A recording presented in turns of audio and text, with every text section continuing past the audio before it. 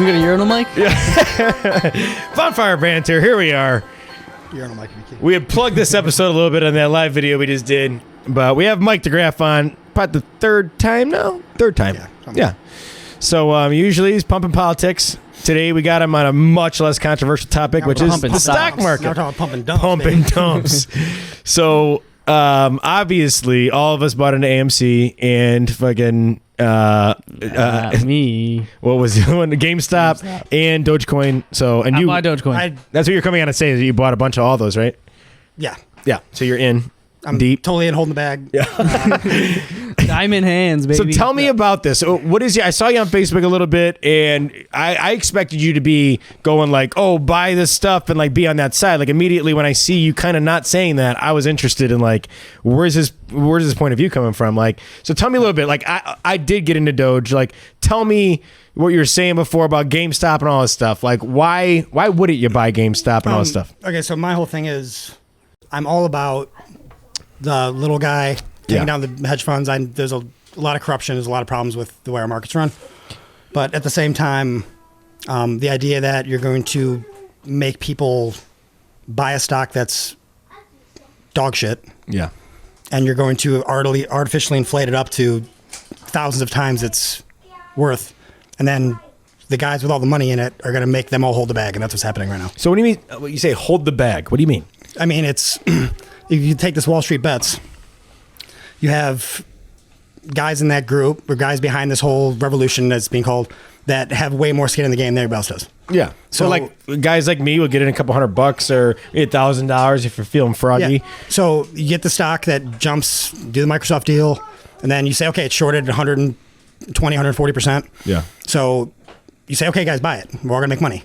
So then it, as the kids say, goes to the moon.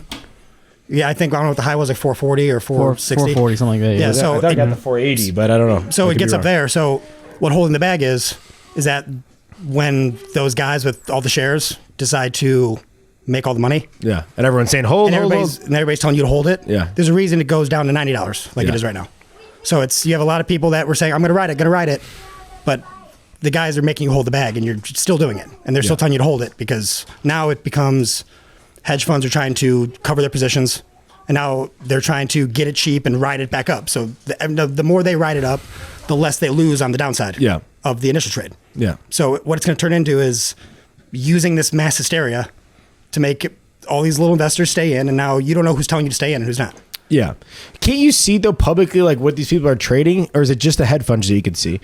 No, like, you can see. Can you see like what he's saying? He's like, oh yeah, that these guys are building it up, and you can see like short on positions Reddit, and stuff, and then I could go look at that. I mean, aren't these people that are claiming revolution, looking at the big guys and saying that? Like, I personally am not, but I only got into Doge. I didn't get into all the other ones because I don't know enough about the stock market to know if it was like a mass hysteria event or like what the hell was happening with it. Yeah, I don't know if you had something, but just going back to what.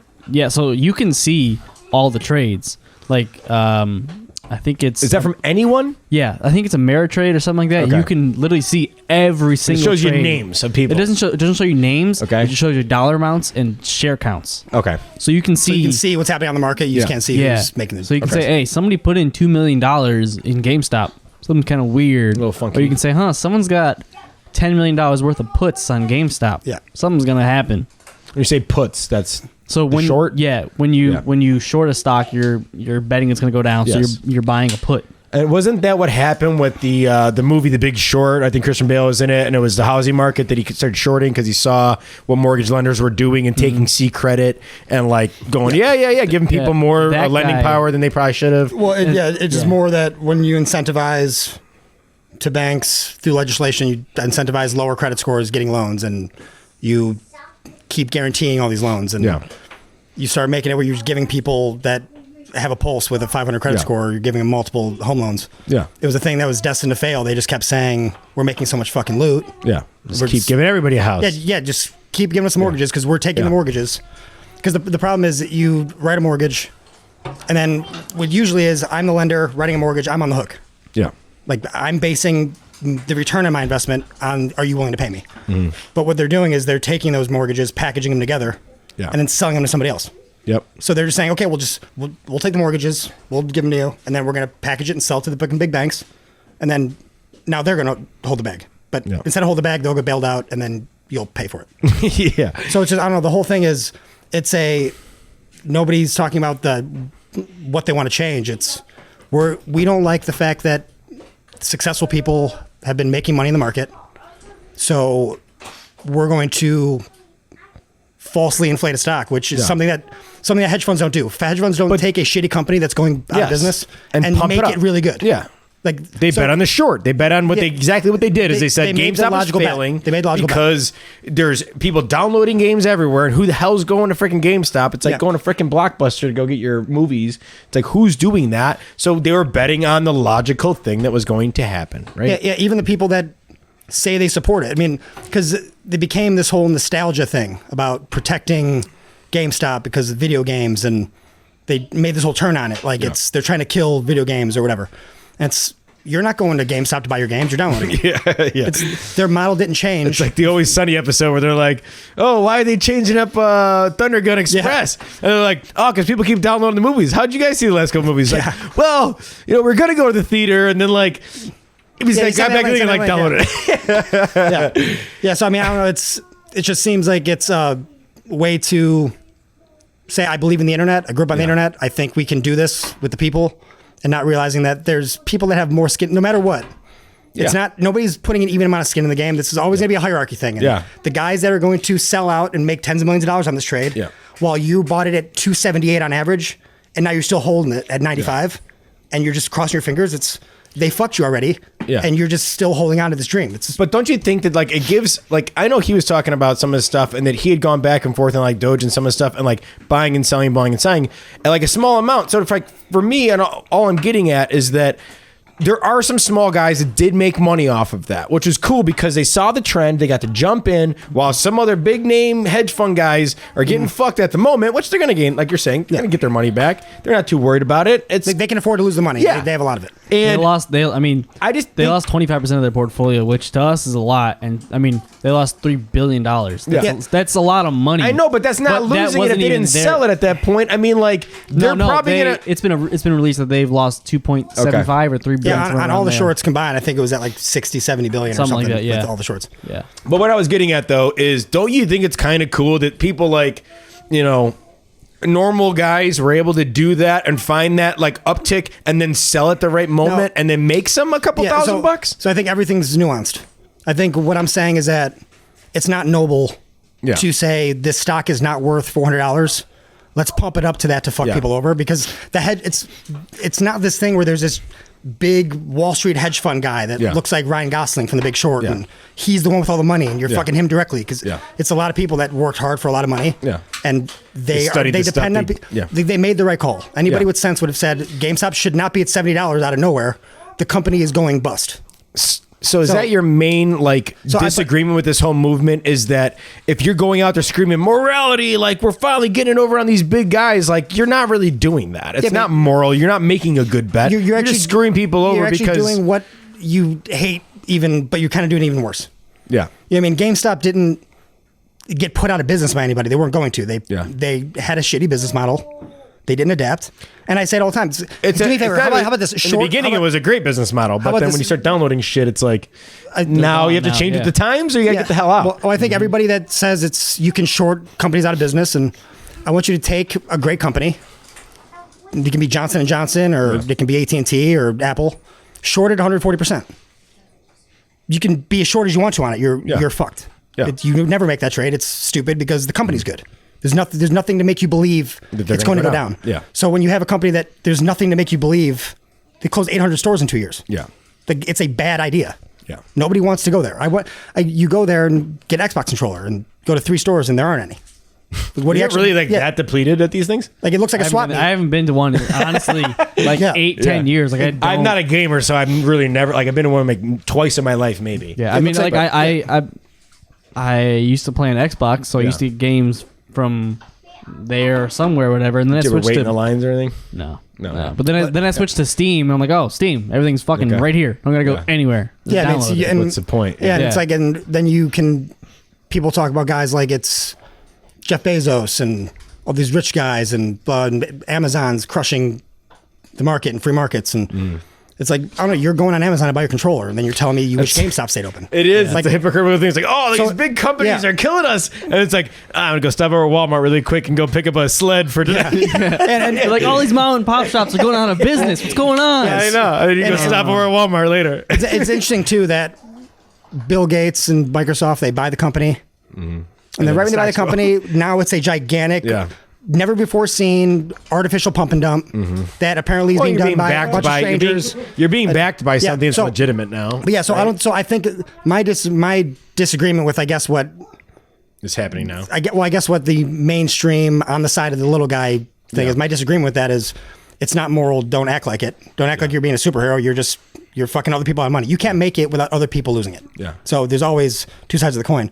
But what I think is universal, where the nuance comes in, is like the Robinhood thing and them restricting these stocks. It's like there's crimes being committed.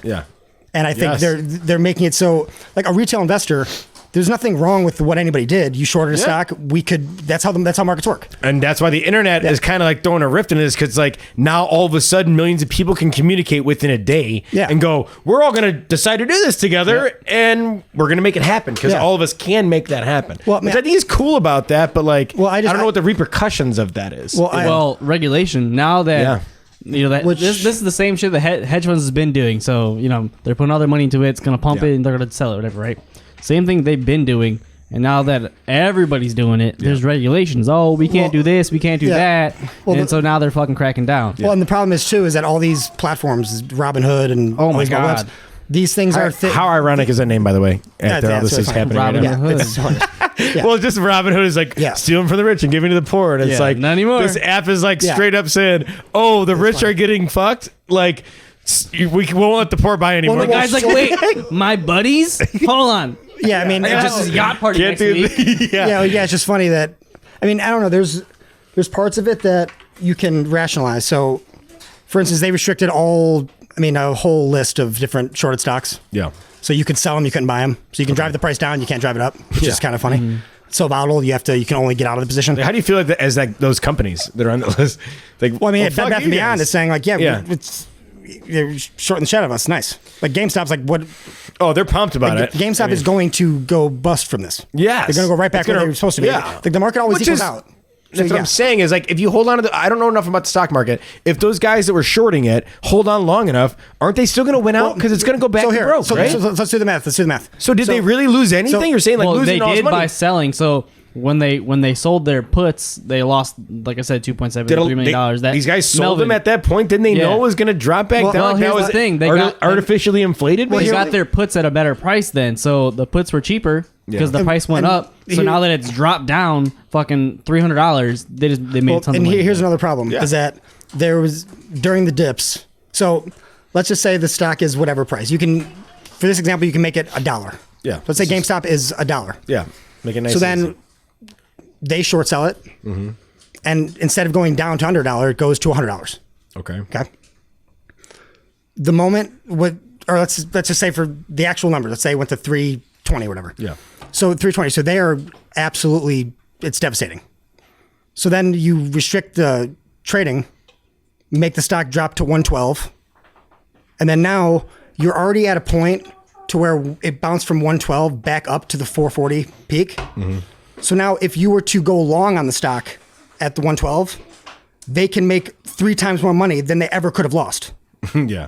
You know what I'm saying? So now you don't know there's never been a stock in history, because what I was going to earlier is Robinhood looks at a stock like GameStop and says, okay, this thing went from single digits to $60 to now it's to the moon. Yeah. And then within an hour and 40 minutes, it goes from $440 to $118. Yeah. So you have a stock that in a day goes up thousands of %, then in minutes goes down and loses 70% of its 60% of its value.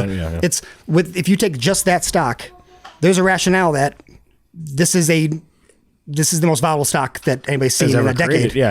Decades. So I mean, there's something that's bigger than that volatility in one stock? Nothing like that. I mean, there's stuff that with margins, if you look at like penny stocks and like smaller stuff, but not with anything this mainstream. And, but so you, excuse me. So you when you look at all this stuff and you piece it all together, you're not beating anybody. Yeah. All it's going to do is these platforms that are being made to make it easier for the three of us to buy any stock we want at any moment, or buy Bitcoin and whatever you want to do. And now it's very easy for them to make regulations and laws against using those things to trade. They can say tomorrow you can't use any mobile apps. Yeah. So now the people that are into it, like a lot of Wall Street best guys, will still be into it. They'll get their PC and they'll go on. But a lot of like normal retail investor, a lot of people don't have a laptop. Right. I don't. Right. So you're talking to me personally. So I only do it because it's on my phone and I have an app. So it's the only reason I trade. So if all they do is restrict, just cut that fat off. Yeah. The mobile apps are gone. So I don't want to lose any of my rights to do anything. Yeah. So all this stuff does is money doesn't, this whole transfer of wealth, the amount of people that actually made the wealth is a very small group of people. Yep. Like, everybody else made a couple $100 maybe if you got it right, or maybe a couple $1,000. Yeah, I know personally people. But we didn't have 50 grand to put in. We didn't have 100 grand to put in. The main guy that started us on Reddit from Wall Street Bets was Deep Fucking Value. That's his Reddit username. And he started pre-pandemic with 50 grand, ended up with 750 or 745, whatever. Put that into GameStop. He bought call options and he bought just regular shares of it. And at the highest, he had $47 million of value. He's still holding it to this day. But he bought it at like $14 a share. Like who the fuck cares? Like nobody cares. Yeah. So he's still making money, and while people are still holding the bag and they got diamond hands, they're not going to let up. They're he's like still the diamond money. Hands. What is that? You either got diamond hands or you got paper hands. If you got paper hands, you get when it dips, you get scared, you sell out. You got diamond hands. Diamond hands, you never break. You're holding the bag. You're holding the bag. I love the holding the bag thing. I've never heard the diamond hands or the paper hands thing. I like that. Oh, no, Do you know what they call people that buy puts? No. Call them gay bears. Gay bears? Gay bears. Why is that? Like they're like when somebody says, "Oh, like the bull and bear market." Yeah. So it's literally a rainbow emoji and then a bear emoji. It's pretty much saying like I don't have the balls to actually go short on this shit, but I'm gonna kind of go short on it because I'm a player. Yeah, it's like the options contracts are like low risk and high reward and shit, and it's. Yeah, some of the stuff's over my head, and I'm like one of the guys that downloaded Robinhood, and I have like maybe $600 invested, and it's like to me, I like see it's like up to 900. I'm like, ooh, I'm like making some money, but like I'm not willing to risk a lot of money. So I'm not gonna make a lot of money because I'm not willing to risk much of it. I mean, my thing is everybody has to kind of look, and obviously Robinhood's under the microscope, and they deserve to be, and it's kind of a thing when Twitter kind of started doing a lot of the censorship. Mm-hmm. And like you kind of just say you shut the president's account down, and like a lot of people is talking about like mainstream political conversations. It's one of those things where you're I don't know, you're put in a spot where why would you deliberately lose billions of dollars? Like you make a decision, like making that decision was deliberately saying to tech companies that a gigantic portion of the country is going to think that we hate their guts. And it's going to take a hit, and everything did. Yep. So Robinhood's saying when you're restricting the trades, you're trashing your company. Your company is fucked. The only reason that people are still in it is because they're in it. Yeah. It's like they're not going to make more trades on your thing. So when I see people that make decisions that are unpopular on both sides to everybody, and that it's deliberately going to affect their job is to keep the stock price up. Yeah. So you always have to kind of look a little deeper and then realize like who's their big sponsor and who they just buy. They're salesmen. There's a lot of stuff in the background that these hedge funds that lost money are now being bailed out by a gigantic sponsor, Robinhood, who's so everybody's working the back. That's what I'm saying, but that's why I also think it's kind of cool still that these other people that don't have all those connections that aren't going to make that money back, that aren't getting, that they made a little cut. Oh no! And some of them are holding the bag, and some got fucked. But like, I think that's kind of cool. And my whole thing is, I'm 100% down. Yeah, big time. The problem is it's only going to end up hurting the people that didn't make the money. Yes. And I don't want to say holding the bag again. Yeah. But like those people now, it's going to be they're holding harder. the fucking bag. So all you did was you exploited something that now hedge funds are going to. You think they're ever going to go that short again? Yeah, no, they're going to make it so that you're not going to be able to fucking do that ever again. And like you were saying, the scariest thing of you just said that like makes me feel weird about all this is like if they cut like Robinhood or something like that, I'm going to be bummed out. Like that sucks. Well, like, I mean, there's competitors. I don't know if they'd ever do that if they could cut all the mobile apps, but it's just going to be hard now to trust any of these companies because Because if something gets too good, they're just not going to let you buy it. It's the idea that there's a tech company that can give you absolute freedom in a. It's like you can only get into the really high stakes poker games if you know a guy. Yeah. That you just open the doors to all the guys. They're just there, just playing small tables. So it's who you know, man. It's I mean, who's going to hurt in the long run? I don't know, but I just know that our markets got way out of control because people want to falsely inflate a stock. I think it's weird, or a few of them, because movie theaters, think about what's going on. Yeah. Well, but that one, if at anything, I mean, could bounce back because it's like they're not going to be closed down forever. Well, so like GameStop is not coming back. AMC actually did really well on this because they issued more shares and they made like $700 million. Really? So they got $700 million to. And I feel like, again, they're not going to close down. Like, AMC theaters aren't just going to go away. Yeah. It's not like they're going to go bankrupt and disappear. Like, GameStop is about to. But they're about to be gone. But if you're making a bet, nobody would say... You bet on it for a while, short, because we're in a pandemic. Well, just in a vacuum. You sell those shorts, just right? in a vacuum. If that company is priced at a price it shouldn't be, everybody would say, I bet it goes down if you was betting. But when the right people do it with the right amount of money, and you actually like going to the movies, and it kind of makes you annoyed, but it's like, are you going right now? Can't. Yeah. I mean, like, if you don't watch Netflix, you tell me you're going to go and spend all your money on. Like, it's a little different. I'm saying because people still that watch Netflix go to the movies, but people that buy video games online don't fucking go to GameStop. But I'm saying they don't. But the world. I mean, like you said, they're two different things. Like when you go on Netflix, you're gonna see movies, and they have their own movies, which is cool. You watch it on your own TV. You're really an experience from a theater. Yeah, when you go to a theater, you're like, oh, hey, there's new movies coming out. Whatever. It's not about preference though. It's about you're pricing it, and you're looking at the market moving from this day forward based on what was different from yesterday. Yeah. So I mean, movie theaters are never going to be what they were before you can had streaming movies. Yes. So I mean, it's you're right about that. If you're making the bet, I don't think we're about to skyrocket at the movies. Like, there might be an opportunity to get like a little peak, when everything coming. Like if everything opens up, if the Communist Chinese government lets us. But So Vampire Banter believes in the people. Yeah. We don't believe in censoring anybody, but everybody's opinion is their own here on this. So I don't know. I mean, I agree. I like the idea. I think it opens people's eyes to what's been going on. Yeah. But at the same time, it's you're not doing anything different than the people you can't stand. You can't just go out and be like, I'm the moral guy now, and I just screwed over these guys. It's like, if you have to say those two things in the same sentence, like, I'm moral and I screwed over this guy, it doesn't really make a whole lot of sense. Well, I mean, here's the logical argument is, if you're saying you think it's bullshit that companies can get destroyed with gigantic bets against them by huge companies, then say we want regulation to make it so you can't short over 50% of a company's outstanding stock. Or nobody's saying that. They're just trying to get their money quick. Yeah. And saying, well, they got their money, so we want it too. It's true. Which if you just we live in a society of like, how can I make that quick money for not doing anything? Yeah. Like I was just on like a Robinhood Facebook group, see what's going on, whatever. Yeah. People are still talking about holding GameStop and really, they're still talking about it. Yeah. Wow. Yeah. And I mean, that seems a little delusional at this point. When you go in the comments, people are like, everyone's just trying to get rich quick, and that's not how this is going to happen. This and that, and you got to invest in. I mean, the whole investing strategy has never changed at all. It's literally if you make like 10% every year, you're like on all of your portfolio. If you're making like 10%, you're like you're doing good. Yeah, it's like nothing. This is the thing that lasts forever, and I think everybody has this false sense of we're going to change the way trading's done. Like, no, they're just not going to make a bet like this for a while, and you'll forget about it, and you'll eventually get on something else, and then like they're going to keep you locked down, you lose another job, and then you'll have no money, and you can't invest anyway. So this is all just like, it all comes full circle to you can't go outside. So can't go outside anyway. Yeah. Well, it's driven people to do this. Like, how can I make money in my house on my phone right now? People figure that out a little bit, which is cool. Ingenuity, man.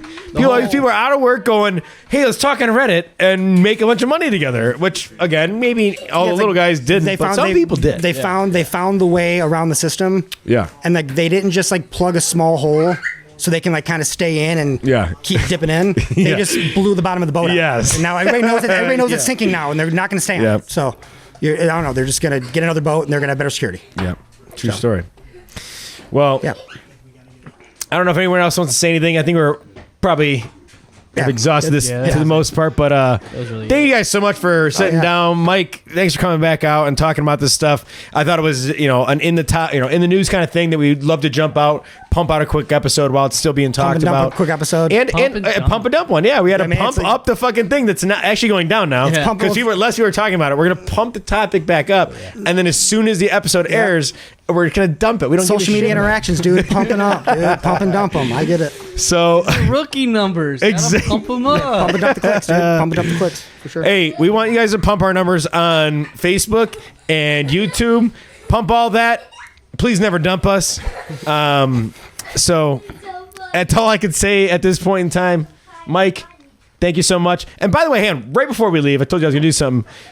Tell us how great this guy's service was on your car. Oh, my car was beat to shit, and it looks like it's brand new. What kind of car? Honda Civic. Okay, and what kind of interior? It's a cloth interior? It's cloth, right? yeah. Honda uses like the shittiest fucking fabric you can possibly ever want. Okay. And everything. They selling cars at cheap and they make them run forever. So they got to skimp somewhere. Yeah, it's like more nylon than anything else. It's really weird material. It's bad material. So it's really good. But apparently you killed the game. And you're not the first one I've heard. Sammy has also said you murdered it and it looked amazing. It looked better than when she got it. So I'm gonna butcher your last name again. So just say your own thing, dude. It's DeAndrea Auto Detailing. I'm based in Hillside. Shoot me a message. Yeah, DANDREA Auto I put the Detailing. emphasis on the wrong syllable. DeAndrea. Yeah, it's not that hard. DeAndrea. But check me out on Facebook. You'll see my page. It's a picture of my car currently. I don't really have a logo. I'm working on that. But just shoot me a message and we'll talk. Hey, Mike makes logos and stuff, so maybe he could do it. Jay Noska also makes logos. Who's also part of the Bonfire Banter team. So why don't you get on these guys a little bit? Tell them to get after some of this, You deserve it, Mike. 2 or 3 guys will do some stuff. Apparently your business is pumping out quality service, so you need to get a quality logo for you. Well, thank you again, like I said, for coming out and talking about something like this. I like being able to I thought that the mainstream, like on Facebook, everyone is kind of the opposite view of what you were saying, so I loved it. Well, that's the problem. It's like I love that you came out here and actually gave an educational this is why it's not the most moral thing. The last thing is I think there's people are ignoring the nuance between like what's trying to be done and what the motives are behind it, and they're just kind of morphing it into this one thing about rich people suck, so don't be successful because we'll fuck you over and shit. It's like you want to capitalism. I want everything for free. I want my student loans paid for. You're supposed to. Walmart, everybody hated Walmart. Well, it's like how many stores did it take for them to become monsters? Like the first one they weren't. They were a small business, right? You like them, but then you make 100 stores and now you're a piece of shit. We need to take you. It's like I don't know if capitalism works because Tom Brady, baby, same thing. And everybody liked him. Step down. What do you think? Because he doesn't want to be the guy. Everybody hates on. He wants to make money without being like. Interesting. I didn't know Yeah, Bezos stepped down. He's Yes, 57. People are talking about, Bezos retired at the old age of 57. If he just cut down on the avocado toast in the coffee, he could have retired earlier. So funny, but or if you learned how to code. Yeah, if you just learned how to code. God damn it. All these miners need to learn how to code. Like I wish I learned how to code. And with the E. With the E, not a O. Nice. Yeah. All right. Yeah. We're signing out. Thank you guys. Fantastic little bit here we did tonight talking about these stocks. Keep tuning in. Keep watching us on YouTube, Facebook, anywhere you can find us. We also got TikTok account, Instagram. Check us out there. Thank you to Moore Brewing Company, York Furrier, JPL Land or Property Services, as well as Jay and Joe Create. So keep tuning to them. And the Basement Boys. Basement Boys. Thank you again. Congratulations one more time to Glenn Morgan on winning that fantastic hat tonight. We will see you soon. Keep stoking those fires. Space is fed.